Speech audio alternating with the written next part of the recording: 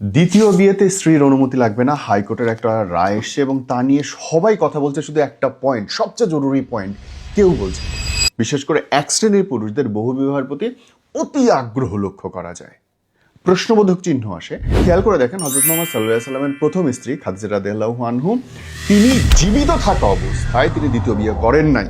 I repeat, হযরত মুহাম্মদ সাল্লাল্লাহু আলাইহি সাল্লামের প্রথম স্ত্রী, যার সঙ্গে তার 25 বছর বিবাহিত জীবন, এই পুরো 25 বছরে তিনি দ্বিতীয় বিয়ে করেন নাই। এর চেয়ে বড় সুন্নত কি হইতে পারে? বিয়ে সম্পর্কিত এর চেয়ে বড় সুন্নত কি হইতে পারে আমারে বুঝান। যদি মহানবী সাল্লাল্লাহু আলাইহি সাল্লামের জীবন, যেটাকে আমরা মুসলিমরা আদর্শ বলে মনে করি এবং তার জীবন মানে আমাদের কাছে যে এটা সর্বোত্তম পন্থা, যদি সেইটা করতে হয় তাহলে আপনাকে এইটা করতে হবে বিয়ে সম্পর্কিত, যে আমার স্ত্রী বেঁচে থাকা অবস্থায় আমি অন্য কোনো বিয়ে করতে পারবো না। যখন খাদিজা রাদিয়াল্লাহু তাআলা আনহু মারা গেলেন 25 বছর পরে, তারপরেও তিনি হুট করে কিন্তু বিয়ে করেন নাই। তার ছোট ছোট বাচ্চা ছিল, বাচ্চাগুলো দেখার প্রয়োজন ছিল এবং তার নিজের দেখার প্রয়োজন ছিল। এই বাচ্চাদের মেনটেন করা, নিজের ভেঙে পড়ে, এবং তিনি যে কি পরিমাণে আহত হয়েছিলেন খাদিজা রাদিয়াল্লাহু তাআলা চলে যাওয়ার পরে।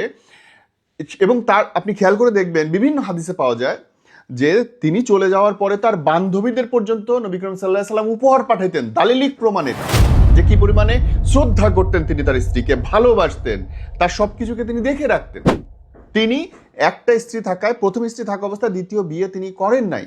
এবং খেয়াল করেন, দ্বিতীয়বার যখন হযরত মুহাম্মদ সাল্লাল্লাহু আলাইহি সাল্লাম বিয়ের পিঁড়িতে বসেন, কাকে করেছিলেন? এমন একজন নারীকে করেছিলেন যিনি ইসলাম ধর্ম গ্রহণ করার পর তার উপরে অমানসিক অত্যাচার হচ্ছিল, তার রক্ষা করার কেউ ছিল না, তাকে দেখার কেউ ছিল না।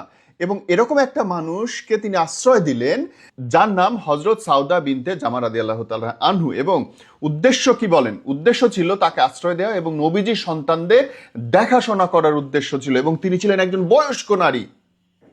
আপনাকে মনে রাখতে হবে ভাই, যদি হাদিসের কথা বলেন, যদি নবী করিম সাল্লাল্লাহু আলাইহি সাল্লামের জীবনীর কথা বলেন, আদর্শ মানেন, তাহলে অবশ্যই প্রথম স্ত্রী বেঁচে থাকতে দ্বিতীয় বিয়ে করা তার জীবনীতে নাই।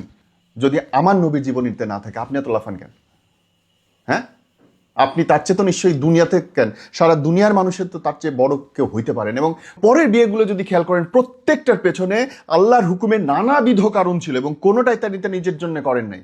তিনি বিয়ে করেছেন কখনো ইসলাম প্রচারের উদ্দেশ্যে, কখনো গোত্রগুলোর মধ্যে ঝগড়া মিটানোর উদ্দেশ্যে, কখনো তিনি অনেক রাজনৈতিক কারণে বিয়ে করেছেন, এবং সেটা শুধুমাত্র আল্লাহর হুকুমে তিনি করেছেন। আর আমি আপনি হাদিস অল্প জেনে নিজের মতো করে বানিয়ে নিজের মতো করে ব্যবহার করবো, এটা ভাই উচিত না। এইটা উচিত না। আপনার একাধিক বিয়ে করতে ইচ্ছা হয়, করেন আপনি, সেটা আপনার একান্ত ইচ্ছা, কিন্তু আপনি ধর্মের দোহাই দিয়েন না, ধর্মকে মাঝখানে আইনেন না। কারণ আমার আইডল, আপনার আইডল, সারা দুনিয়ার আইডল, তার জীবনেতে এটা ছিল না রে ভাই।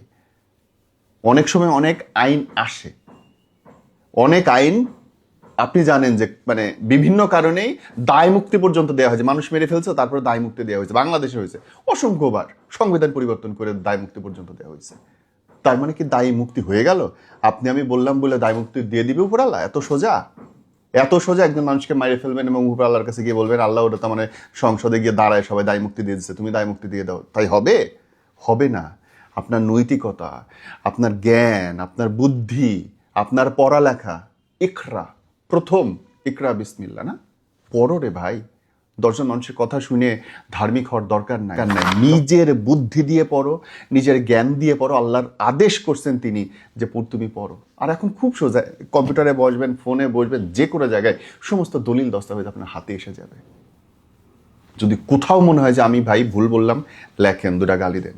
কিন্তু যদি মনে আমি সঠিক বলছি, ভিডিওটা শেয়ার করেন।